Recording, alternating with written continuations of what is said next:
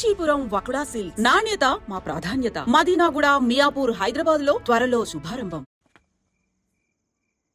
రే రవి, నేను ముందే చెప్తున్నా, ధరణి పెళ్లి చీర మాత్రం నా నెల జీతం మొత్తం పెట్టుకుంటానురా. నువ్వు నాకు పోటీ వస్తావేంది? నేనే తీసుకుంటానని చెప్పినా కదా. సరే వదిలేనన్నా, మన ఇద్దరం కలిసి రిసెప్షన్ కొందాంలే.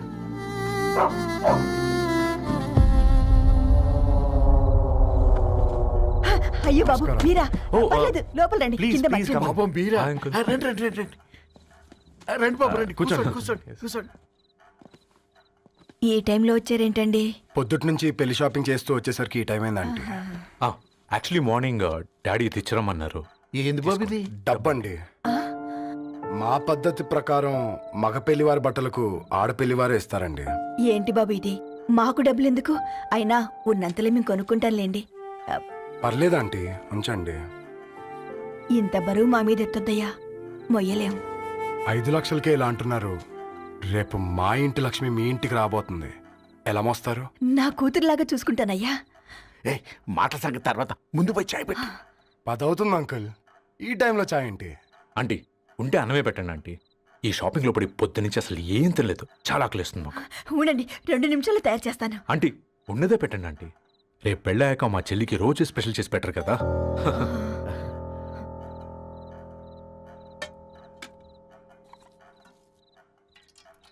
Uncle water.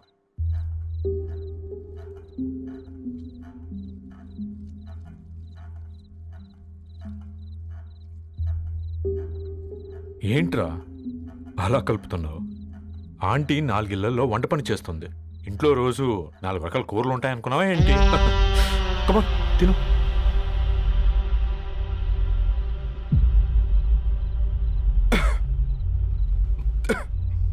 ఏంట్రా కారంగా ఉందా? కూర ఎక్కువ తినకూడదని కారం ఎక్కువ వేసుకుంటారులేరా. కమా.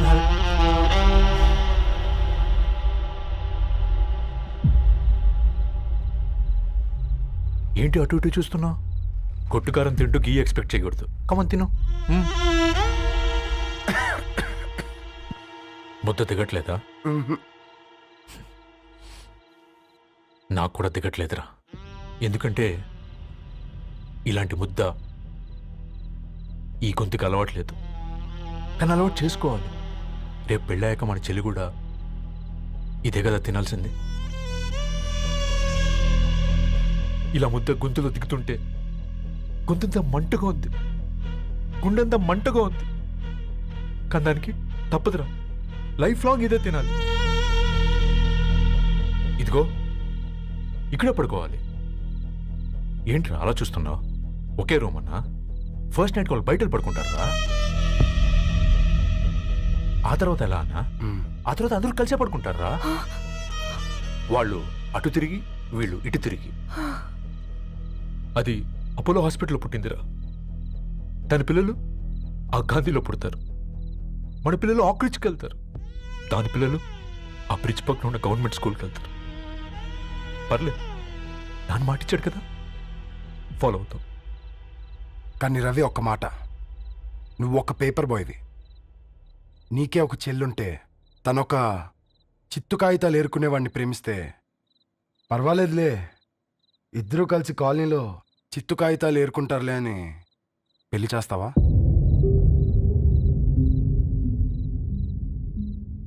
చూడండి ఆంటీ, ప్రేమ 2 వ్యక్తుల ప్రమాణం, పెళ్లి 2 కుటుంబాల ప్రయాణం.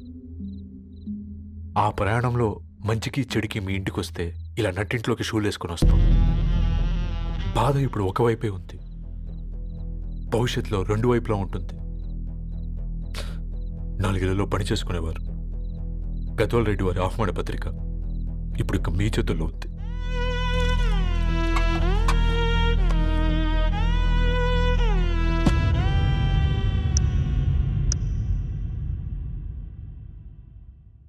రవి, మన మధ్య ఈ నిశ్శబ్దం ఎందుకో నీకు అర్థమైందారా? వాళ్ళు వేసిన ఏ ఒక్క ప్రశ్నకి మన దగ్గర సమాధానం లేదు. ఆ పిల్లాడు అడిగాడు, కాగితాలు ఏరుకునేవాడైతే మీరిచ్చేవారా అని. గద్వాల్ రెడ్డి గారి ఫ్యామిలీతో పోలిస్తే మన స్థాయి అదే కదరా. మరి వాళ్ళ బాధను మనం అర్థం చేసుకోవాలి కదరా. మన వాళ్ళ ఇంటికి పోయినప్పుడు టీ తాగితే గొంతులోకి పోలే, ఇప్పుడు వాళ్ళకి ముద్ద గొంతు దిగలా. నీకు గొప్ప జీవితం వస్తుందని సంతోషించాం గాని ఒక అమ్మాయి గొప్ప జీవితాన్ని కోల్పోతుందని ఊహించలేకపోయారా? పెళ్లి చేయడమే ఇష్టం లేకపోతే మన ఇంట్లో గ్యాస్ పేలొచ్చు, మన ఆటోకి యాక్సిడెంట్ అవ్వచ్చు, కానీ వాళ్ళు అలా ఏం చేయలేదురా. 2 కన్నీటి బొట్లు కార్చి వెళ్ళారు. ఆ కన్నీటికి విలువనిద్దాన్రా.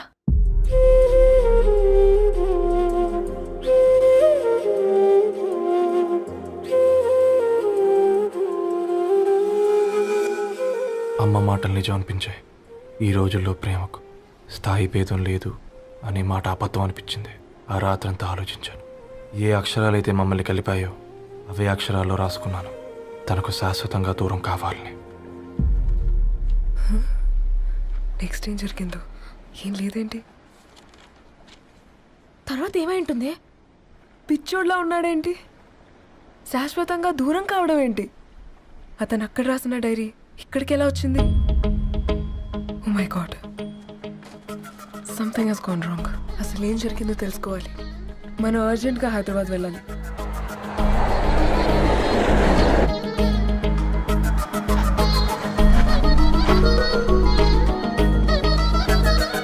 హలో, గద్వాల్ రెడ్డి గారి ఇల్లు అలా స్ట్రైట్ గా వెళ్ళి లెఫ్ట్ తీసుకోండి.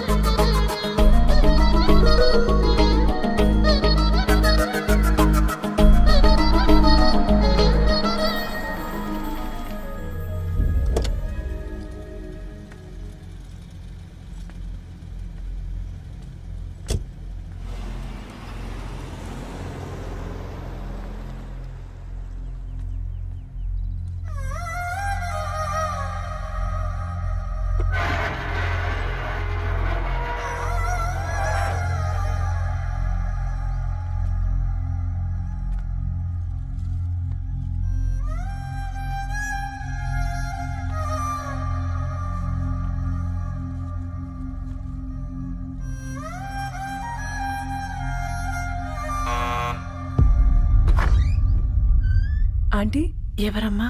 నేను ధరణి ఫ్రెండ్ని. లోపలికి రండి.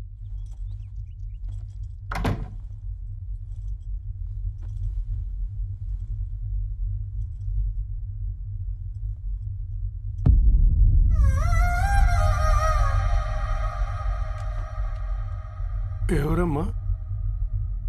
ధరణి వాళ్ళ ఫ్రెండ్స్ అట. రా బేటా, కూర్చో. మంచినీళ్ళు తీసుకొస్తాను. ఆంటీ, వాటర్ వద్దా ఆంటీ? ఒకసారి ధరణిని పిలుస్తారా?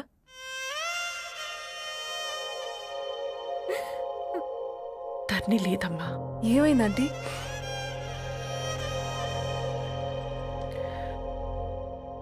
వాళ్ళ అన్నలు దాని మీద ప్రేమతో చేయకుండా పని చేశారు. అది మాకు వేయకుండా శిక్ష వేసింది. వెళ్ళిపోయింది, ఇంట్లో నుంచి వెళ్ళిపోయింది. ఊరుకోండి ఆంటీ, నేను వచ్చి బాధ పెట్టాను. పర్వాలేదమ్మా, బాధ మాలో భాగం అయిపోయింది. ధరణి ఎక్కడుందా ఆంటీ?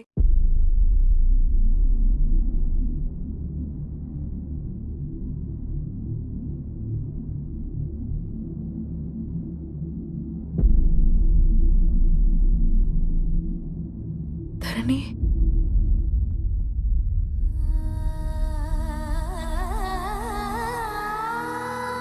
ధరణి, మీరు? నా పేరు మేఘ, ముంబై నుంచి వచ్చాను. మీరిక్కడ ఉన్నారంటే రవి? మీకు రవి తెలుసా? నాకు మీ గురించి కూడా మొత్తం తెలుసు. ఎలా? రవి రాసుకున్న ఈ అక్షరాల ద్వారా. ఇది రవి డైరీ మీకెక్కడ దొరికింది?